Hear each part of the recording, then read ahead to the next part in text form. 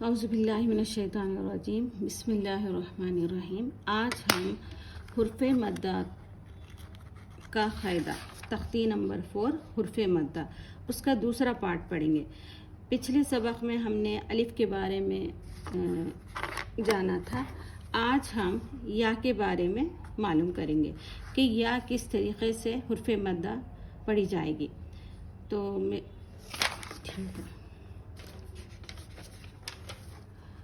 یا جس پر جزم ہو، یا پر جزم ہو اور اس سے پہلے زیر ہو، تھوڑا کھینچے اور معروف پڑھے۔ ٹھیک ہے، یہاں پر دیکھیں جزم کا مطلب کیا ہوتا ہے۔ ہم حرف مدہ کتنے ہیں؟ الف، یا، واو۔ ٹھیک ہے، یہ تین کیا ہے؟ حرف مدہ ہے۔ حرف مدہ کتنے؟ تین ہیں، الف، یا، واو۔ ہم پچھلے سبق میں ہم لوگ ہے نا الف پڑھ لیے تھے، الف جس سے پہلے زبر۔ آج ہم یا کے بارے میں پڑھیں گے۔ یا جس پر جزم ہو، جزم کا مطلب ہوتا ہے یہ ہے جزم جب کسی حرف پر آ جائے، کسی پر بھی آ جائے، وہ حرف تہجی میں کسی پر بھی آ جائے تو ہم اس کو کیا کریں گے؟ اس کا مطلب ہوتا ہے پیچھے والے حرف سے ملا کر پڑھنا۔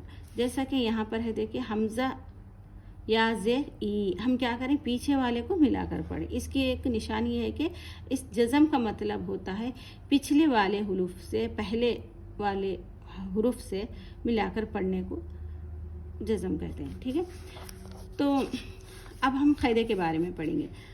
یا جس سے پہلے زیر ہو، یا سے پہلے زیر ہے نا، میں بتائی تھی نا کہ حرف تہجی میں کسی پر بھی زیر ہو، کسی پر بھی ہو، الف پہ، با پہ، کسی پر بھی جو ہو، ہمیں یہ دیکھنا ہے کہ یا سے پہلے زیر ہونا ہے۔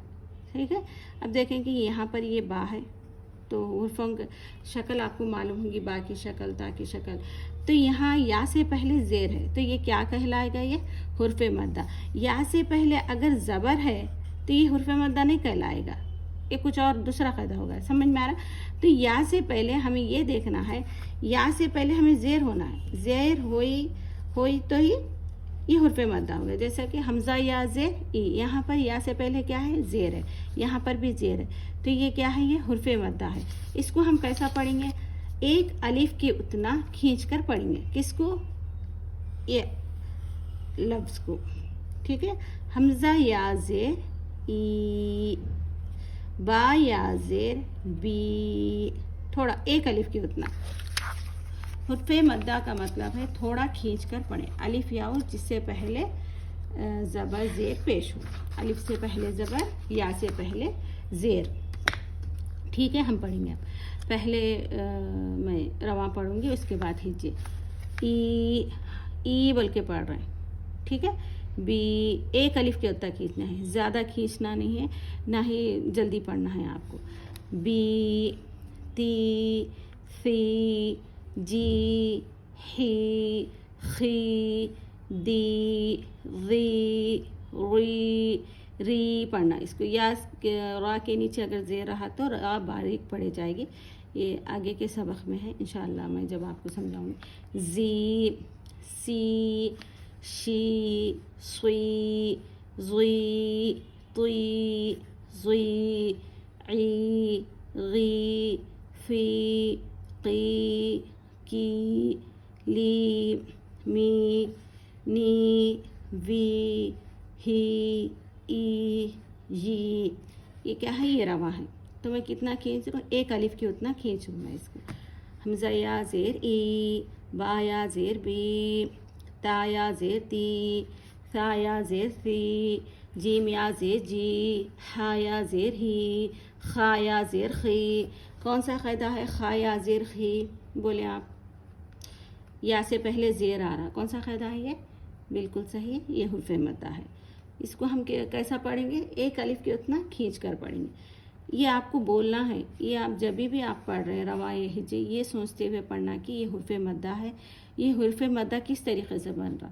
یا سے پہلے زیر آنے کی وجہ سے یہ حرف مدہ کہلا رہا۔ دال یا زیر دی، دال یا زیر دی، را یا زیر ری، زا یا زیر زی، سین یا زیر سی، شین یا زیر شی، صاد یا زیر سوی، ज़ात या ज़ेर ज़ोई, तो या ज़ेर तोई, ज़ा या ज़ेर ज़ुई, आइन या ज़ेर आई, गैन या ज़ेर गई, फ़ा या ज़ेर फ़ी, क़ाफ़ या ज़ेर क़ी, काफ या ज़ेर की, लाम या ज़ेर ली, मीम या ज़ेर मी, नून या ज़ेर नी, वाव या ज़ेर वी, ह या ज़ेर ही, हमज़ा या ज़ेर ई, या ज़ेर ई। नीचे से भी पढ़ें आप ताकि आपको पढ़ने में आसानी हो। नीचे के हरूफ ई, ही, ही, वी, नी, मी, ली, की, क़ी, फ़ी, ग़ी, आई, ज़ुई, तुई, ज़ुई, सुई, शी, सी, ज़ी, ग़ी, ज़ी, दी, खी, ही, जी, सी, ती, बी, ई। समझ गए आप लोग? ठीक है, एक मरतबा फिर से मैं रिवाइज करती हूँ क्योंकि आप लोग क़ायदे को अच्छा समझें। क़ायदे को समझने से कुरान मजीद पढ़ने में बहुत आसानी होगी। वो लोग भी पढ़ सकते जिनको बिल्कुल पढ़ने नहीं आता। हुर्फ़ मद्दा कितने हैं? 3 हैं। अलिफ या वो हुर्फ़ मद्दा इसके 3 शाखे हैं। 3 है इसके। एक समझे कि इसके 3 हैं। एक क्या है? अलिफ से पहले ज़बर है। दूसरा क्या है? या से पहले ज़ेर। ठीक है, तो ये हुर्फ़ मद्दा है। अब वो का मैं नेक्स्ट जब सबक पढ़ेंगे तब मैं उसको बताऊंगी आपको। ठीक है, ये आपको समझना है कि हुर्फ़ मद्दा में 3 है। अलिफ से पहले ज़बर, या से पहले ज़ेर, जिसको हम थोड़ा खींच कर पढ़ेंगे एक अलिफ के ऊपर।